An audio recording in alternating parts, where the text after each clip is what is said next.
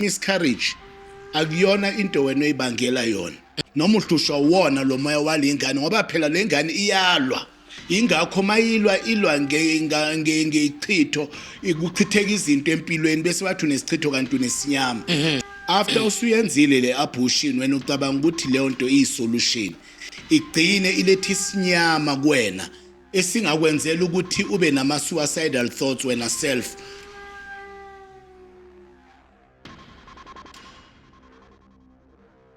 Siyanibingelela siyanimukela ohlelweni lethu le-Echo Point TV i-The Call lobingelelayo niyazi ukuthi uxola nomfo Mbatha-ke ushanda indaba zethu sontshikazi umthiya ushota umantindane siqhamu sodidla umadlebana gwatshoza igcololo umtitha daku dakela ucato. Don't forget to subscribe and like and comment and share. Lapha-ke babukeli be-Echo Point TV namhlanje ngihambi ngedwa futhi kanjalo ngiphethe umkhulu-ke namhlanje ushobe elikhulu engaqali futhi ukwafika ngokudlule wafika naye qathatha askizi wazobeka uvulo lakhe nangendlela akasebenza ngayo namhlanje kubuyele ke futhi uzosichazela ukuthi yini le akayiphethe. Mina ke ngingize ngibe nawo amaningi ngizothatha intambo ngisiphose kuye umkhulu simbingelele bese simamukela futhi khona la studio wena mbukele nje hlala nami ngihlale nawe mkhulu uthokoza sekubingelela ke hlala Kulukudu phakathi inkundleni ze-Echo TV umkhulu ushobe elikhulu lo ngike ngithi phakama mdidiyela insizwa emidwa wena amakhensi kumnyamilanga lingekho gedle ligedleza ezinye impande thakampansindi nesimuhu mithi nesihlahla esingahlaziki ezimentsi shinhliziyo zamadoda ayibomvu ngenhlaba ehlaba abamazondayo ngushukela omnandi kwabamthandayo ushobe elikhulu ushobe edlula amanye shoba lenjula mthawuzi injula lo lesizwe siza ngimiyalo mpembe kalokuthi magujwa wena ombezimbi wayezingambiki siyathwebuleka ndlovu sadle khango kuswele belusi uyana ke ushobe elikhulu lo okulaphiwe indabuko obuya endaweni yase Northwest Province eCliphat sofa sonke ongumelaphi nje osekaza khele igama kwezinye indawo nakwezinye inkundla ngiyabonga Mbatha ngiyabonga Shando. Yebo mkhulu mkhulu la ngiyabuza uyathinta ihasho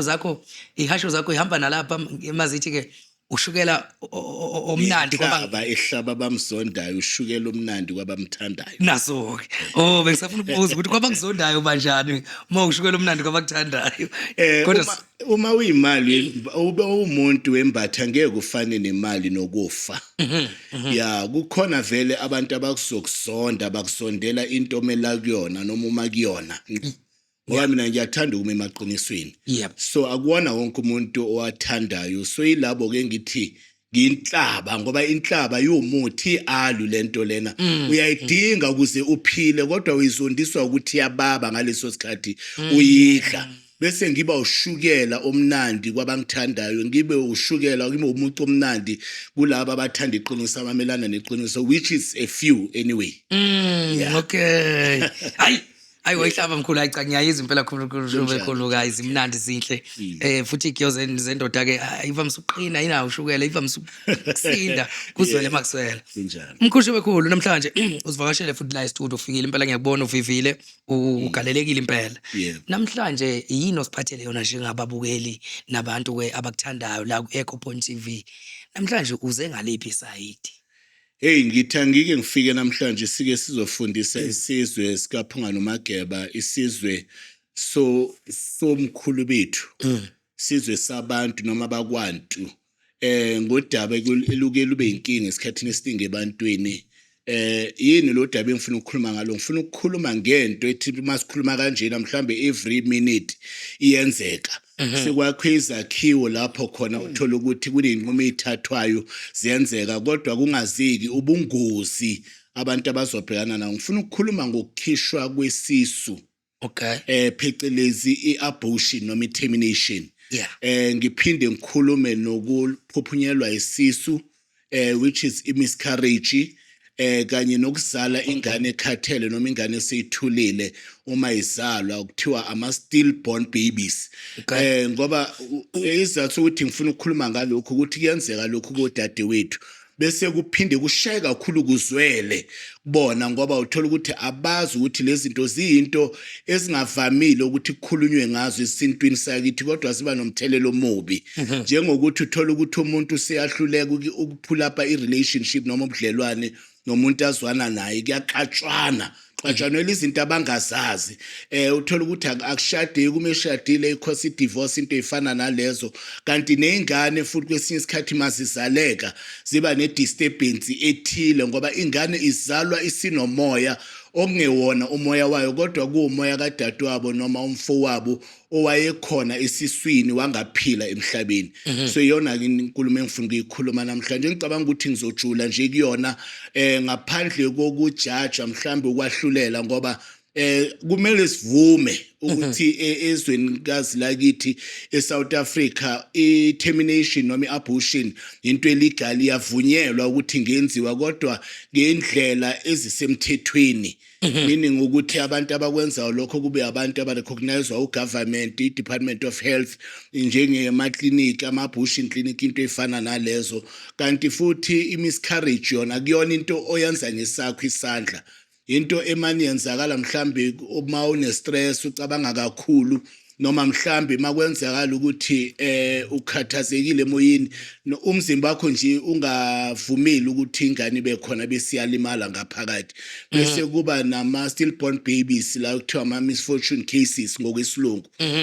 ongakuhlelile futhi nakho ukuthi ingane iphuma ithulele yikho bengithanda ukuxoxa ngakho namhlanje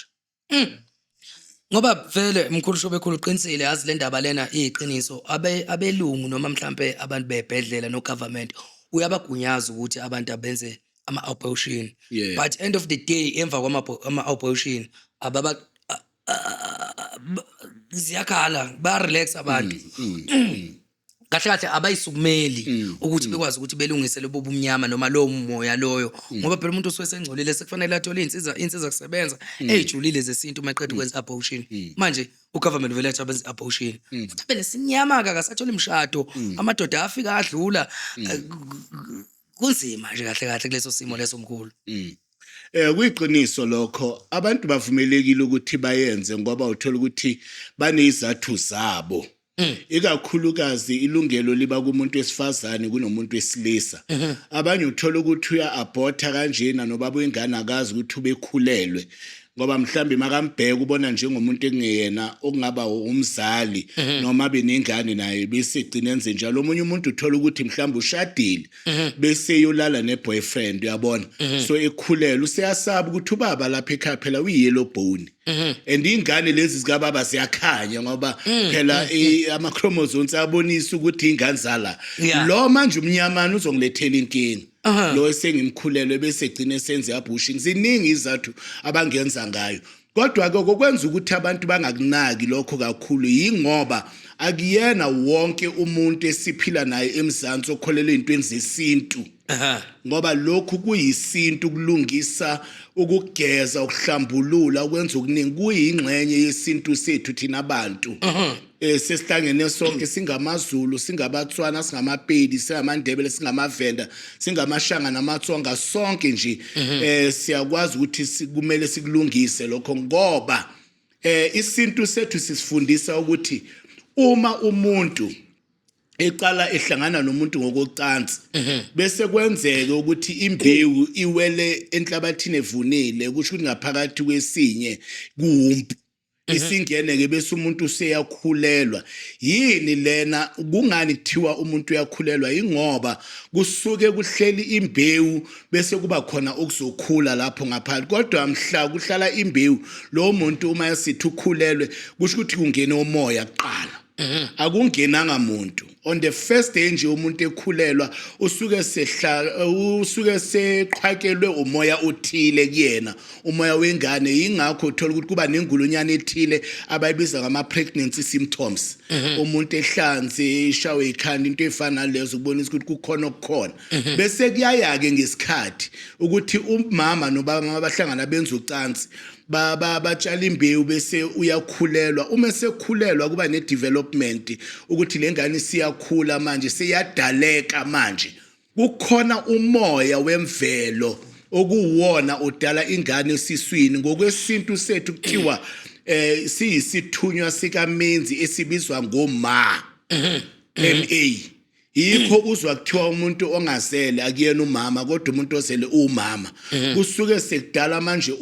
isithunywa sikaMenzi sekuyisikhathi sikaMenzi ukuthi ethunyele isithunywa sakhe esuma bese ke wena uyafika usuyaterminate uyazi ukuthi icala solenzile yilephi imbewu ebuya ngasemathongeni uyangizwa bese ke ingane isibuya kuMenzi manje uyena udala ingane ngaphakathi sekunecala nje ngoba thina isono asinaso ama-Afrika wanayo into ebizwa ngesono yonke into engahambi kahle efuna ukulungiswa icala ekumele lulungiswe mhlambe liyathethwa noma kuba neaction ekugcineni noma icala lingathethwa kumele kube neaction ebakhona so kulapho ke uthola ukuthi umuntu uhlangana nezaba ahlangana nazo empilweni njengokuthi ewelwa amashwa noma amabhadi uma seyohlola bese kuthiwa unesinyama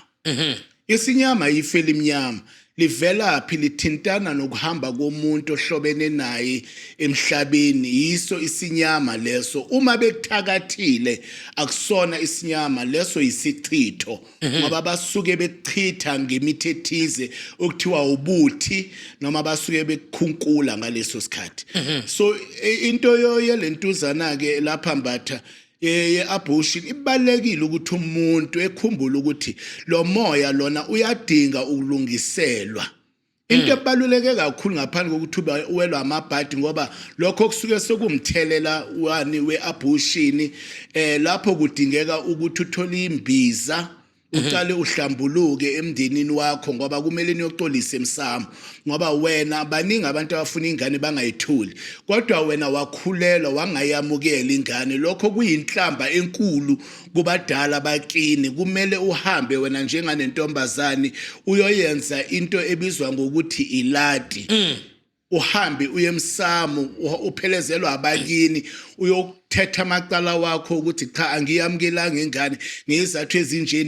nezinjiya ngoba uma ungawalungisi lamacala kungenzeka uphile mhla ufuna umntwana ungamthuli bakuncishe laba abangasikho ngoba bakunikeza ingane wangayivuma wena wayilimaza wangakhuluma futhi baphinde futhi babangela inkinga ube umuntu owelwa amashwa uwelwe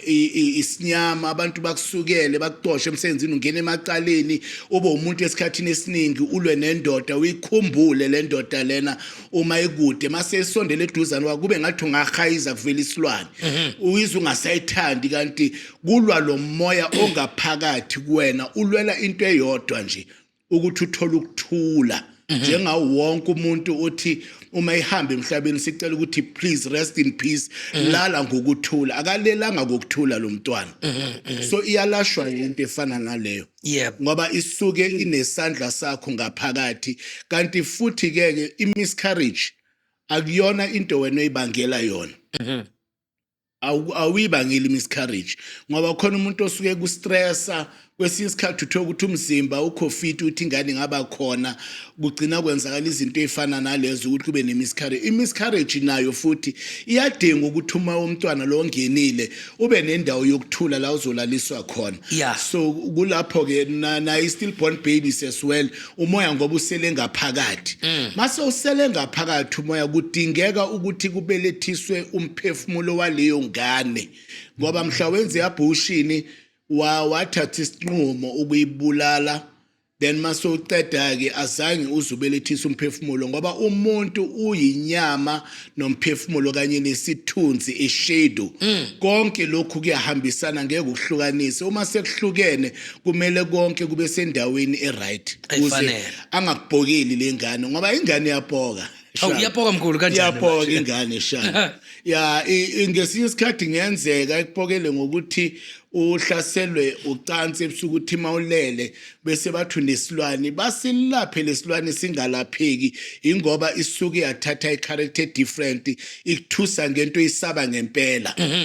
ngoba uma vele usulalwa imimoya ebusuku awuhlangani kahle nomuntu wesilisa noma umuntu wesifazane ngoba leyo nto le isuke ikwembathe bese ikakhela isithunzi esibi nixabane esikhathini esiningi just because of those things so ingakho ngithi kuyadingeka ukuthi ilungiswe leyo nto manje mkhulu na umbuzo mkhulu Shubele Khulu uyilungisa kanjani inkinga ebhekene nalo muntu loyo owenzeka kakhulukazi ngizodalula imiscarriage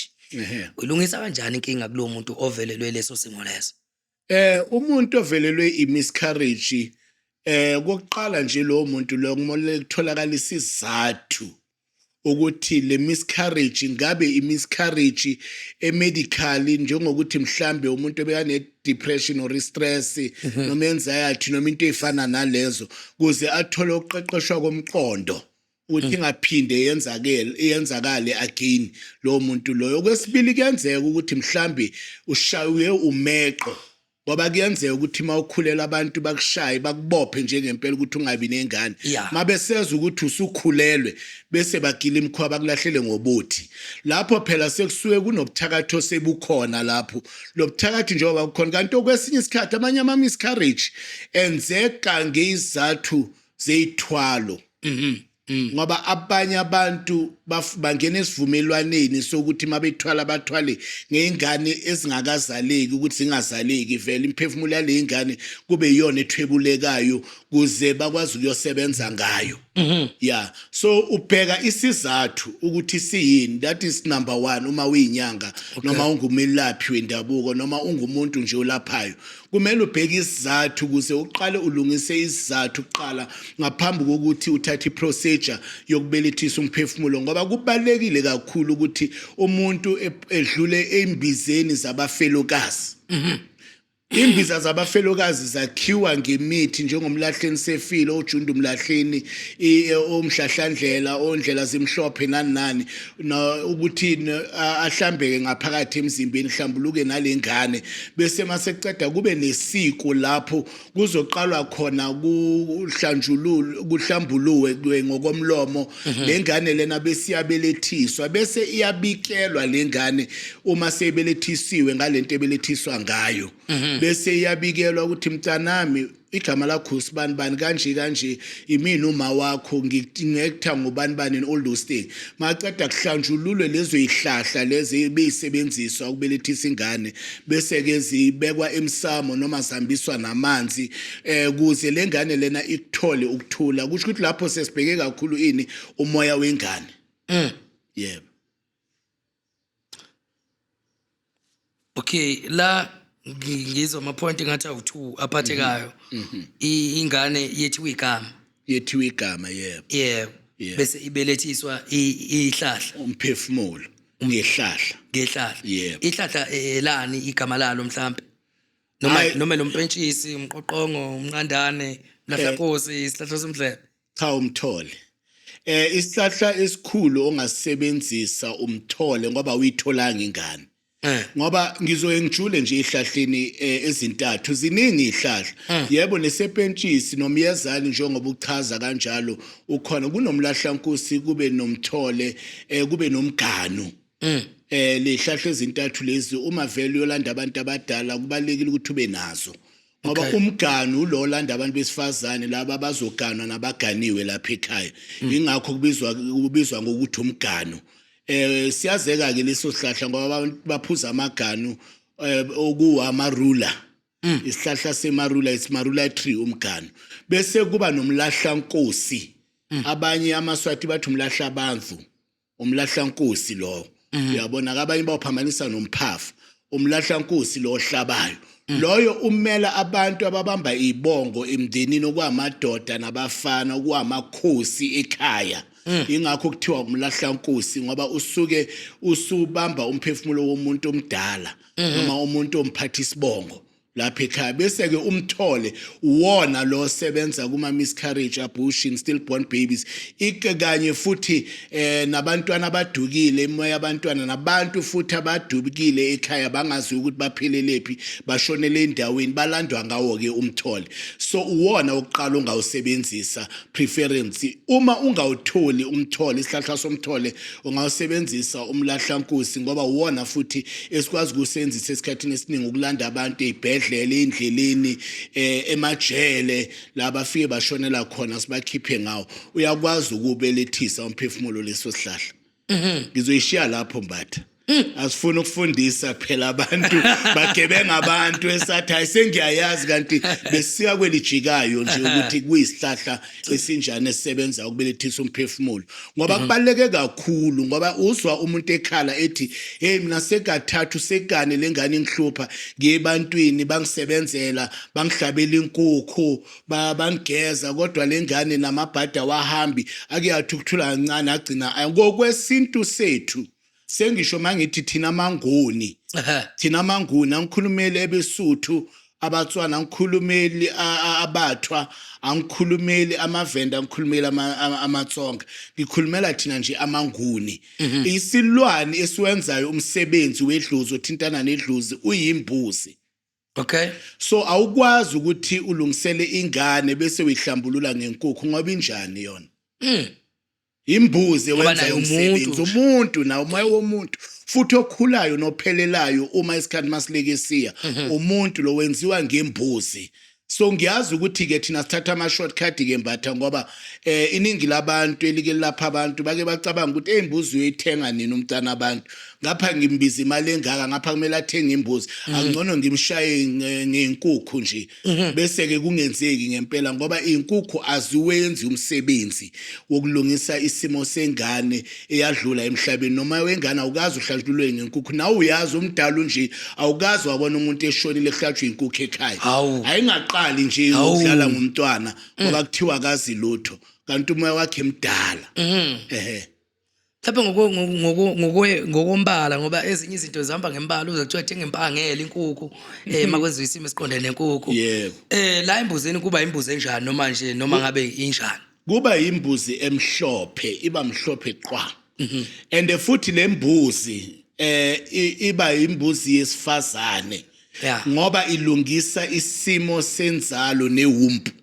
awukwazi ukuthatha imbuzi yesilisa ngoba imbuzi yesilisa ayizali kuzala isifazane ulungisa izindaba zokuzaleka kwengane engazalekanga kahle ngowesifazane kuyenzeka ke kwesinye isikhathi yona lembuzi ikhuluma indaba ngokuthi mhlawumbe imbuzi lenisitholiwe manje kuzolungisela umuntu ithi mase inqunywa sekulandelwe usiko oluthile nani isibikwe kahle nani ithi mayinqunywa bese itholakala inombunge umbunge umntwana ongaphakathi embuzini lokho sekusuke kuchaza ukuthi leyo mbuzi leyo isideliver inhlanhla manje emntwini ukuthi uyabonga lo mntwana ngowesavula inhlanhla ngoba usekusafarise kakhulu wakumoshela into eziningi mhlambe ke abonge instantly ukuthi leyo ngane ithole umbunge bese lo mbunge ke loyo kuyokhandwa ngayo isibunge umdonso ohlanganisa izinto ezithile nemithi ethile yenhlanhla namafutha athile weyilwane ezidonsayo bese kukhanda into ozoyishisa ukhulume kuyona kuvuka amandla wenhlanhla bese enhance inhlanhla empilweni yakho lo mbungu uzoqondana nayo umama lo mama lo olungisa lesi yebo wakhe lo mama lo mbunge ngoba phela imbuzi ibisebenzela yena yize angeka idle yena imbuzi ngoba ukwazi ukuthatha umnikelo kufana ukuthi unginikeza iapple uthi ayinakho mi apple ngiyakupha mfowethu ngithi mase ngithi ngiyalithatha bese uyaloma uyayibona ngeke ngisalihla ngoba phela ungiphila kanjani uyayibona nasedalweni kuba kanjani. Okay ngithi ngisazokubuza ukuthi manje lembuzi mayiqedwa ke ukuhlinzwa ngenhloso lungisa leso simo leso semiscarriage yenziwa kanjani yalahlwa iyadliwa kodwa iba umnikelo kwabanye abantu ayikwazi ukuthi yenze umsebenzi nibungaze ngayo mhlambe kuthiwa hayi mase sibe eJardini besilungisa lokhu abeza abantu bazodla eJardini ngathi lento iyayenzakala into elungile akuyona into elungile uyangithola noma kungaba iabortion ayilungile noma ngaba imiscarriage ayilungile ngoba phela kunobhlungu uswele ingane beka expectile lo muntu noma i stillborn baby uhleli naye ahambe emaclinic ahambe ibhedlela ecabanga ukuthi uzoyithola akukho kuhle nje ukulahlekelwa umntwana esemncane in anyhow so leyo mbuzi leyo uyonikela ngayo kubantu abadinga isishebo for that day ukuthi badle. Iyaqonda impela cha ijulile le ndaba lena and abantu abaningi vele banayo lonke inga yama miscarriage abanye banama abortion bayawenza ama abortion ngeke ngithi nje gudlu kancane before siqhubeke mkhulu wena ngokwakho mkhulu shube likhulu ubona kukuhle inkulumo yakho iqale ngesikhathi wenza introduction ngingakuza ukuthi uke wathi angijaji mina angigxeki angigxeki kodwa ngisafuna ukuthi ngikhanyele ukuthi ngihamba nobani mangihamba nomkhulu Shobelikhulu ukuyiphi iposition la kakiyo nomkhulu Shobelikhulu ukubuka kanjani ukwenziwa kwama-abortion ezweni lakho nawe leli olubukayo kanti ke futhi kuwukuthi ekugcineni babuya bezokhala kimi ukuthi ayi ngathi sezime emqaleni manje sekunzima uyakupromota noma ngiyazi kunezathu kodwa wena ngokujula kwakho kufanelekile hey akufanelekile ukuthi sigcine sifike lapho senze khona i-abortion akukuhle lokho at all ngoba kuhamba nemthelela engemihle futhi after usuyenzile le abortion wena ucabanga ukuthi leyo nto iyisolution igcine ilethi isinyama kuwena esingakwenzela ukuthi ube nama suicidal thoughts wena self ngoba kuyenzeka ukuthi umuntu aborte angazi lutho bese kuhlangahlanganisa izinto eziningi echitha imali eningi ebantwini bangazi injula lwazi yokuthi nabangazi ukuhlola kahle ukuthi inkinga isuke yathintana neabortion uchithekelwa imali eningi bese kugcineni baxoxe emsebenzini iyona le abortion umphelo umshado iyona le abortion kwesinye isikhathi ube umuntu ongakwazi ukulala uhlushwa imimoya engekho mihle emaphupheni angekho right ungazi ukuthi iyona le abortion bese ke ugcina usucabanga ukuyibulala ngoba ubona ukuthi izinto azilungi kanti uhlukunyezwa noma uhlushwa wona lo moya walengane ngoba phela lengane iyalwa ingakho ilwa ngeichitho ikuchitheka izinto empilweni bese bathi unesichitho kanti unesinyama so ayikho kahle in fact nje ukuhlangana nocansi for mina nje ungashadile ungazi ukuthi wenzani empilweni yakho ngibona nje ngathi akuyona into eright kwakuona lokho nje mina ngumuntu wesintu kakhulu ngikholelwa esintwini more than anything so isintu sasingayivumi vele kudala kodwa ke njengoba ngithi angahluleli mina ingoba izinto mazenzeka sezenzakele kumele kube nendlela yokuthi silungiswa kanjani kwezinye ziba nendlela kwezinye zibi nendlela kulokho indlela ikhona yokulungisa kodwa kuzothola usukhokhe kakhulu yebo manje mkhulu Shobelikhulu ngamanye amazwi uqonda ukuveza ukuthi ukube kuya ngawe ngabe akiwo ocansini ngaphandle umuntu bengakashadi hayi uyelana ocansini ngoba ocansi phela lokwenza ingane ucansi lokwenza ingane manje thina sesiliphendula ifani uyayibona and manje wasesiliphendula ifani sigcina singasabi nemali yokushada ngoba phela ngithi ulifuna la nala ayikho commitment so mawunentombi eziwu3 eziwu4 eziwu5 ukhipha imali la nala ugcina vele ungasanayo yokushada uyabona ukuthi lihamba necase manje ngoba usuke walithatha phela indaba yocansi wayenza ngathi into vele ekumele yenzakala ukuyijabulisa amafuna ukuyijabulisa kuningi ongayijabulisa ngakho empilweni nayo manje mkhulu Shobelikhulu mangathiwa kuya ngalo ndlela ubona ukuthi ngoba imali ngekho kangaka kungalunga kodwa singafika sonke kodwa emshadweni futhi kuba nabantu abangalezi impela ocansi phela emhlabeni i-reality iqinisa sibhekane nalo kubhlungu kakhulu ngoba nangokwesintu sethu into eziningi seyiguqukile kwazona le inkomo ezi11 kuthiwa uthatha intombi into uthatha itshitshi kwakungesona isintu sethu kwalona leli gama elithi lobola akulona igama lesizulu futhi noma elesinguni lelo uyayibona so kuye kwaba nomthelela owenza kwabanzima ukuthi senze izinto eziright ngoba manje kugcina sekucommercialize indaba ekumele kwakhiwe ubuhlobo kubona ngoba kuba nzima yikho sesithola ukuthi kuba nzima vele ukuthi ungashada uyabona sibhekana nakho kunzima nokubuyela emuva abantu babuyele endleleni zasendulo yabo lapho kumele kube lula ukushada angake ngikusikele kancane ngike ngahamba ngayo lobolela ulentuzana umzala wami ngasesayidini la kobomama leli Suthu uyazi ukuthi masifike leSuthu ngendlela umshado wakhona ubusimple ngakhona ngaze ngayibuza ukuthi kungani kungenzeki ezweni lakithi lokho ngoba kulula nje uyabona mawuqala ulobola nje babiza imali yembuzi emaloboleni lokho kuphetha bakujikisi Mawufuna ukukhipha okuningi uzokhipha okuningi wena ozoyilibaza. Uma ufuna ukukhipha okuncane bayakwamukela. Bese bathatha enye imali lena bayahamba bayohlaba imvu. Bese bayanihlanganisa ngaleso sikhathi then sekuphelile sokumshado nje ophelele nje kuyadliwa lokho khona abantu sebashadile okuyinto vele engiyithandile kakhulu ngoba nasendulo kwakunjalo kodwa ke sekufike lapho khona sekufike othize wa-commercialize wabeka inamba ukuthi inkomo zibe u11 hawu kodwa nathi kuyazi ke singamazulu nabantu bakithi sase sithatha sesinikeza namagama ukuthi kunenkomo kama kunenkomo kabani kunenkomo ka sevumelana neqindezi esilibazayo manje ke sekuyoba nzima ke ngoba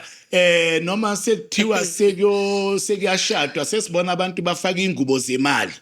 kuyoba nzima bangashadile manje ngoba useyifuna umakoti manje athi nami ngiyayifuna le ngubo enama 100 nama 200 ama 200 agcwele ingubo nami ngiyayifuna yabona kodwa ke iba nzima isintwini sakithi ngoba ekugcineni abantu benza izinto ezihamba zibe nomthelelo in a long run ngoba uma uthola ingane phela ungashadile leyo ngane iba umlanjwana yabona and ubulanjwana uyangithoka kungeyona into eyayihlelekile dala uyayibona uyayi-avoidwa ngayo yonke indlela ingakho awuthi mawukhuleliswa noma ulele nengane wayibulala ubuntombi bayo bakushadise ngenkani uzwe izalukazi njengogogo wayengizala athi mina ngangena emshadweni ngina 16 years ayikho indoda engiyaziyo kodwa ngicabanga ukuthi mhlawumbe waganga mhlawumbe ugogo base bamphushela emshadweni ukuvala yona le waphula umthetho mhlawumbe baphushela emshadweni ukuthi bakashade kwakungemnandi ukuthi nje wagcina yamukela vele ukuthi isimo sinjalo inzima ke leyo uyabona futhi yiyo futhi esiphila ngaphansi kwayo impela mkhulushube elikhulu ngoba umuntu uyabheka ivete nje sibhekene nenkinga enkulu indaba yokhanjelwa ingane kulaba besimama abanama miscarriage kakhulukazi futhi nabenza ama abortion kubalekile impela ukuthi indlela ibuzwa kwabaphambili bekwazi ukuthi bayenze izinto ngendlela ebalekile mina bengazi nje ukuthi mina into ade ngiyazi bengazi ukuthi ingane mawuyenzela umsebenzi elahleke ngemiscarriage noma abortion just nje uthenga impahla uyithi igama bese uyifihla kahle ngendlela efanele kodwa ihlahla bengayazi ingakho ngizwe ngingabuza ngaze kwaba kabili ukuthi ihlahla kube yilani ngoba ngiyifuna ukuthi lento beyizwe beqonde abantu besimama noma abantu besifazane ukuze bezokwazi ukuthi benze into okungafani ukuthi umuntu abenza iprayer nje kuphela Shandu ngivumele ngithi lapha eminyangeni asilingani ingoba kukhona abanye abantu abangena kulomsebenzi kudala kube khona abanye abantu abangena emuva kube khona bazongena manje basephehlweni abanye basendleleni yokufunda ngobunyanga so uma kuhamba kwesikhathi into ethile ziyalahleka ebantwini uma zilahleka lezi zinto nokulapha kuyancipha yikho uzozwa umuntu ekhala athi mina sengihambe kakhulu ngizama ukulungisa inkinga ethize iyabonwa lenkinga kodwa ukulunga kuyinkinga kukodwa ingoba usuke uthola abantu abangenanjula lwazi ezintweni lezo zokuthi ilashwa kanjani lento manje yikho uqala ukuyizwa ngikhuluma ngamabo mfundi ngeke ngiyifihle ngoba ngiyafisa ukuthi izinyanga zangakithi zazi ukuthi uma kunomuntu oshonele esibhedlela umoya wakho uhlupha niyahamba nehlahla niyomlanda esibhedlela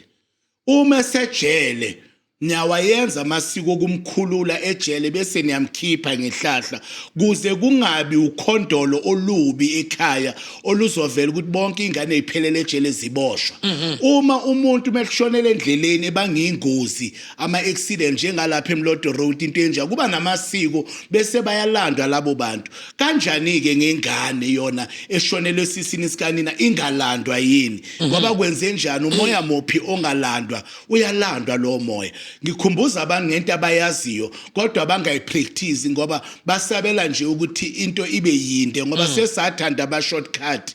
abantu bawathanda ama shortcut kodwa cheap is expensive kwesinye isikhathi kumele wenze into uyenze kahle nangokweqiniso so mina ngithi bafowethu abantu abalandele abantu bazobayenzela kahle ngoba why ngisho njalo kwesinye isikhathi uza umuntu ethi akwenziwe iladi lengane silenzele emfuleni uyayibona lenzelani ilight emfuleni asilenze ilathi lengane silenzele entabeni nilenzelani ilathi entabeni ngoba lemsamo lenikhuluma ngawo umfula nentaba kanye mhlambe nomgede kwesinye isikhathi umsamo wabezizwe akuwona umsamo wakawambatha loya noma umsamo wakomagujwa thina osimelani abanye abantu bayafika kumele basebenzele lapho uyayibona so uma wenza into emsamo kumele ilale into yakhona emsamo ebusuku kwazi ukufika idalwa lapho la uzenzela khona ilati lomntwana which kumele yenzelwe kuleso sibongo lapho lengane ibizozalelwa khona uma le abortion ubaba nomama babeshadile bagcaca benza konke lelo lati kumele lenzelwe isibongweni sakubo baba emsamo kobo baba uma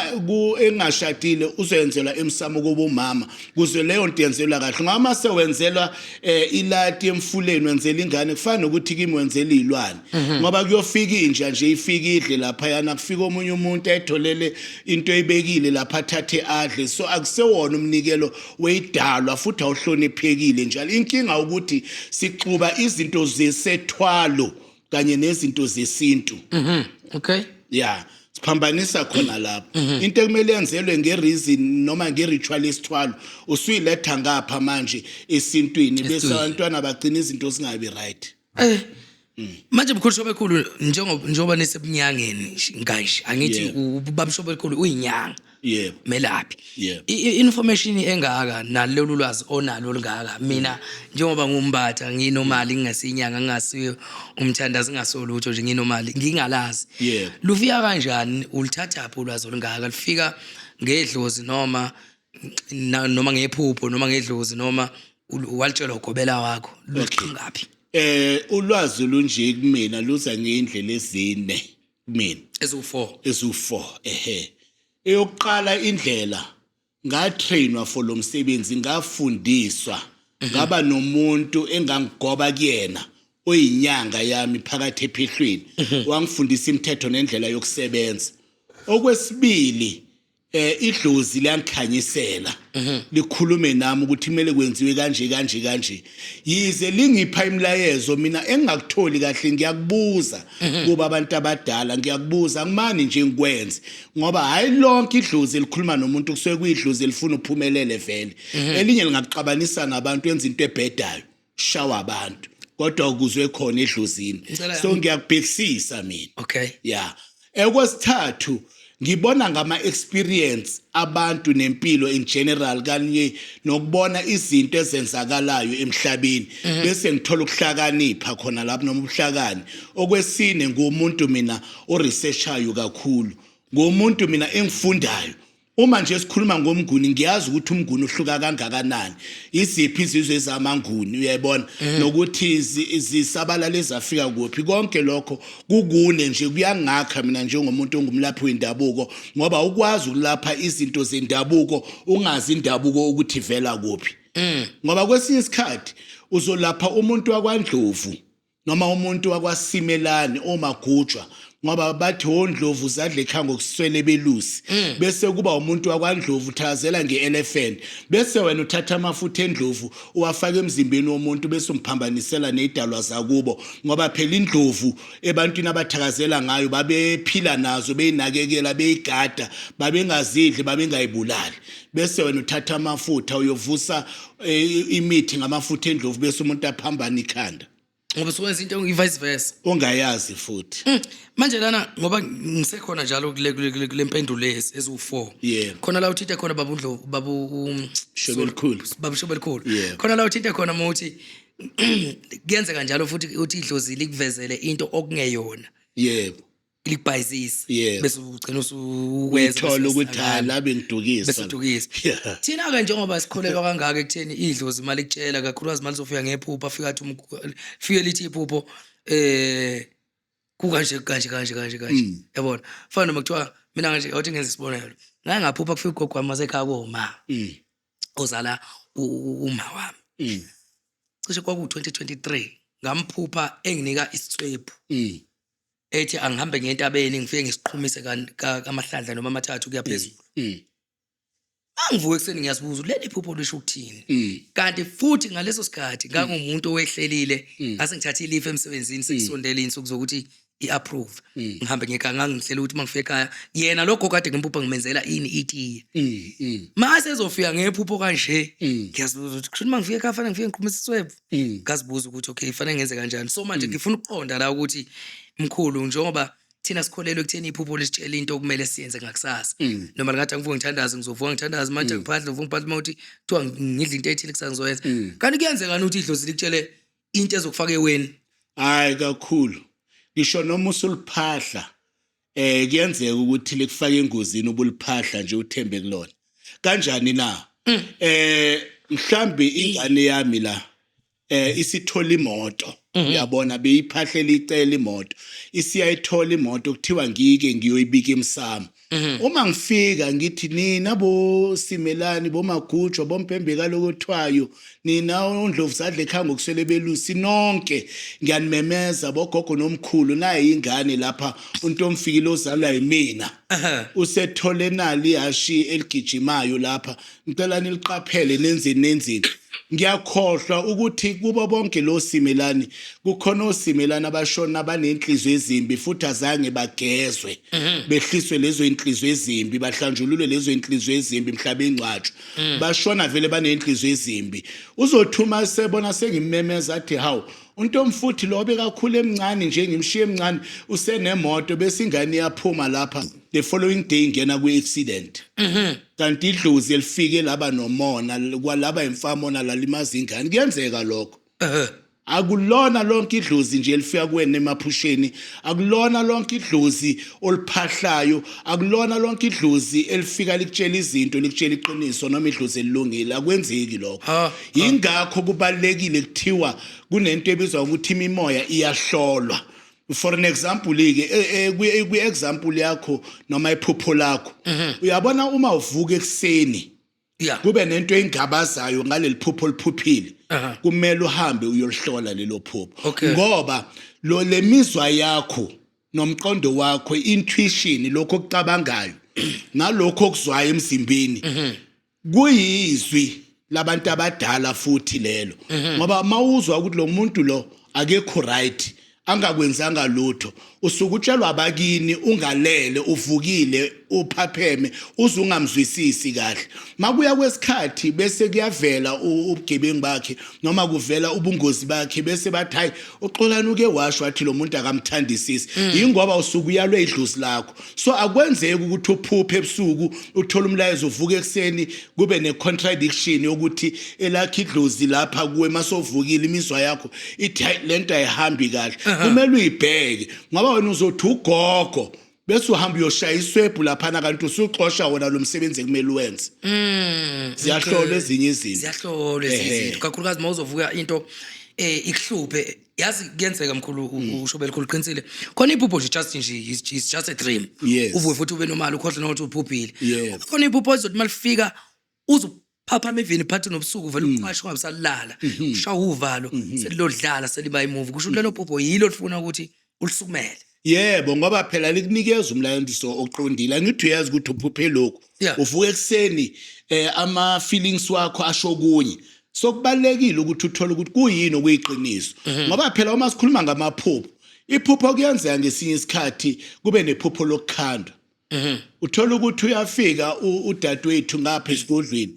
ufuna ukubuyelana nendoda yakhe ayeka mhlamba egangela esamfuni uyokhandela imithi ezikhafulo nemithi yokuphephetha ucabanga ukuthi uyosebenza kanjani le mithi ngoba uzocala le ndoda isimkhumbula isimphupha le mithi esisebenzisa igcina ibangiyinkinga kule relationship akuyo bese etshela ukuthi hayi ukuthi idlozi alimfuni lo esekunayo lifuna ngibuyele kuntype sengale ngasemuva kanti uphephethiwe uyabona ukuthi iphupho elingelihle akulona futhi iphupho ledlozi iphupho lemithi elikhandwe ngezikhafulo nokuphakanyiswa kwemimoya ethize bese wesinye isikhathi omunye umuntu mhlambi uyacabanga kakhulelele ecabangela etelele ebuka izithombe zomuntu bese yamphupha bathi athi coincidence cha it's a mind reaction yakho subconscious lizokwakhela amaphupho akuwona vela amaphupho ngathi mavuka ekseni uthi hayi idlozi leli linjalo yikho bona abantu bagileka mbathi ubona umuntu nje ethi hayi mina ngiyamangala thina sizangoma thina singabe lapha endabuko yesinyiswa umjolo ukunyisa ngoba awunalwazi hayi ukuthi uyakunyisa ukunyisa ngoba unalwazi into yokuqala umuntu kamoya nje unabantu abakuyena emzimbeni awuhambule kushela awuhambule kuqoma uhambulala futhi uhambule kulala kumele uyocela emsamo ucela abantu abadala bakulethela umuntu bazomletha leyo kushela umuntu owumngoma ule kuthi uyindoda yedluzi uyintombi yedluzi ubufebe nje obenziwa abantu ngiyaxolisa ukusebenzisa lokho kodwa isizulu kodwa isizulu ngoba Yebo, phela isiZulu. naseBhayibhelini kukhona lokho ukuthi kukhona phela kubhaliwe suka umuntu egxamalasa nje ngoba uma umuntu kamoya uyacela ngoba ucela kule idalo ezibona la ungaboni khona zikwazi ukulethela umuntu very clear hayi umuntu onama hidden agenda nomuntu onokunya kuhlosile la ngawe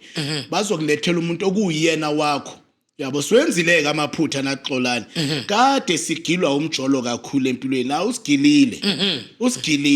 kodwa lento ngiyazi ngisasemncane ukuthi kwakuthiwa uma umuntu owummelaphi uma ufuna kuba nomlingani kumele umcele emsamo ngimcele nami sengibuya kwezinye izimo mbatha sengithelwe ngama acid ngidate abantu abasanganayo ngase ngibona ukuthi lokho akungisebenzeli ngizofa ngokuthanda nje ngase mangicela emsamo ke ngase nginikezwa umuntu ende nginikezwa umuntu engake ngaba naye kudala ngangamnaka uyabuya manje wabuya ngempela bangaki mkhulu belikhulu manje onabo isithembu noma kuyatha cha mina ngiyena umuntu wesithembu nasekhaya sinaso ngumuntu nje umuntu oyedwa okahle kahle yedwa yebo hayi cha ngiyazwakala mkhulu belikhulu cha futhi ngiyaqhamiseleka kakhulukazi ngoba le interview yami nawe ngiyayibona ukuthi igxile ekuqwashiseni ngesintu yebo esidida abantu abaningi emqondweni nabo bengazi ukuthi badidekile beyitshela ukuthi bona basendaweni eright abaningi izobathinta enhlizweni ile nkulumo oyidlulisile ke namhlanje mhlawumbe nje sesizogoqa babusho belikhulu ngokudlulisa mhlawumbe imizwa nokuqwashisa kakhulukazi futhi ukugcizelela okunye okusha esingakakhulumi ngakho iso lesihloko lesi semiscarriage neabortion mhlawumbe unganje fahla uthi uma ngisonga le ndaba ngithi kuyiqiniso nje njengoba ngishilo mangiqala ngathi sihleli kanjena kukhona abantu abayicabangayo kukhona abayenza kukhona abayenzile iabortion kukhona abantu abadlule kuyona imiscarriage kukhona abanye abaswele ingane kanje iyalungiswa leyo nto ngoba isuke into embi eyenzakele kuwena so kumele ilungiseleke ngoba uma ungayilungisi lento uyogcina isikulandela mhlambe wena uzothola ukuthi iba nomthelelo omubi noma naseinganeni zakho uthola ukuthi sekukhondolo sokumkhokha okulandelayo lapho ngasemuva ngoba iyalungiswa iyafana nje nomuntu into emiscarriage abortion ne-stillborn babies iyafana umuntu oshone ngamanxeba iyavalwa leyo nto leyo ingabe umkhokha emndenini kuze abantu bayeke so abantu ke kumele baholwe imimoya umuntu uma enyangeni bakithi kumele ekhulume nezidalwa zakubo makuthiwa umsamo wakina ukho right makangashisi impepha angatheli isnefi makathatha ikhandlela noma elimhlophe okuyilona ikhandlela vele elivula amaportal wedluzi ngoba uma sishonelwe sikhanyisa ikhandlela elimhlophe ngaleli khandlela elimhlophe sicela indlela emhlophe ukuthi umuntu eyibone indlela yakhe ucela ngalo edalweni zakini ucela ukuthi ngiyacela kuzo zonke abantu abangakulapha lokhu ngicela ningikhanyisele ukuthi ngaya kubani mabangazi mina ngoba ngikhuluma kahle ngoba kungenzeka ukuthi mhlawumbe idalwa zakubo nezakithi azizwana zingenelani futhi kodwa ke makacele ngekhandlela elimhlophe bamkhomba ukuthi ayikuphi la azofike enzelwe khona kahle kanti futhi uma umuntu ehamba eyalapha makangabheki amaphupho ukuthi hayi ngiyokhonjwa iphupho ukuthi ngiye kuphi landela imizwa yakho uma uzwa ukuthi lapha ngiyophila landela imizwa yakho uma usufikile futhi lo muntu ekwenzela izinto ongayiqondi kahle buza kahle ungasabi ngaphandle kokuthi ukhale ngeinyanga into engizoyiqwashisa abantu ke kulokho Thokoza mkhulu Shobelikhulu. Makhosi. Siyabonga mkhulu Shobelikhulu. Namhlanje besihleli nomkhulu Shobelikhulu ku-Echo Point TV The Call. Baba siyabonga kakhulu ukuthi ufike nawe e-studio ukwazi ukuthi ulethe uvo lakho ngoba abantu bevele bebekudingile futhi ukuthi ubuzo bachazele bacacisele ngesintu ukuya phambili. Makhosi yabo. Lapha enkundleni zokuxhumana mhlawumbe noma indlela yokuxhumana nawe baba Shobelikhulu umuntu okufunayo ukuthola kanjani? Mina ngitholakala ku WhatsApp number angifoneleki ngitholakala nje ku WhatsApp kuphela. Okay. 065 525 7008 is 065 5257008. Uma umuntu efuna ukwazi ngokuthi ubani umkhulu uShobe elikhulu makabhale nje laphayana ukuthi Shobe elikhulu kaSimelane kuGoogle uyothola wonke umsebenzi engiwenzile, wonke ama-interview engibe kuwona, yonke into ikhona laphayana. Kanti futhi na ku Google Maps uma efuna ukuza ekhaya iyamkhomba nje straight lapho ngihlala khona. Okay. Yabo. Ngokuzinze ekhaya konje kuphi mkhulu Ngise Northwest Province endaweni ebizwa ngeKlipgat Sofa sonke isemngceleni between iPretoria neNorthwest. Okay. Yebo. Namanje mawusuka nje la e-studio uyakhona. Mangisuka nje ngishona khona. Kuthi akube kude vele mkhulu or kuseduze. Akukho kude kangako kodwa kuyibanga khona. Mhlawumbe how many 2 hours. 2 hours. Yebo. Yebo. Hayi mina ngisho umkhulu la eGoli. Ngise Northwest, abanye bathi ngise Natal, ngise Northwest. Manje ngoko igodlo noma indlela izintomba zakho zikhona noma iyona. Yebo khona la ngihlala khona eKlipgat isona isigodlo engisebenzela kusona, asikho esinye, isona sodwa nje. Uma nje mangisuke ngize eGoli ngisuke ngiza ngokusebenza kuphela, kodwa ke konke sikwenzela le eNorthwest esigodlweni lapha la ngihlala khona nesigodlo silapho kwabakude abangafinyeleli sakwazi ukwenza ama consultation ngama video call. Okay. Sibonane nje, ngithande lokho uma engafinyeleli, kodwa ke uma sekazolashwa umuntu sekumele lashwe kumele efike esigodlweni, angikwazi mina ukuthumela njengabanye abantu. Yebo. Ay siyabonga mkhulu kakhulu uShobe elikhulu ke thina si-Ecopoint TV bafowethu siyabonga kakhulu babukeli bethu, siyanthanda nokho emakhaya. Uxolani mfowambatha useyaphuma ke manje bengihleli naye umkhulu uShobe elikhulu namhlanje ke nizwile ke kakhulukazi ke sisacela ukuthi lapha kuma comment section nikwazi ukuthi nicommente ngendlela right, futhi nikwazi ukuthi niveze ukuthi nina nkingane noma mhlawumbe yini iluphi usizo nifuna ukuthi nisizakale kulo kakhulu mkhulu. Siyabonga kakhulu uNkulunkulu akubusise. Bayithi. Thokoza mkhulu. Mina ngoxola mfowambatha kushantu indaba zethu sontshikazi umthi uShota uMatindana siqhamsodidla manje bana kwaJozi Igcololo. Umdidi wadakho udakhela uchato, ningakhohlwa ukusubscribe, nokulike, nokushare, nokucomment. Siyanthanda nonke emakhaya. Sengiyaphuma ke sobonana ngenye episode elandelayo.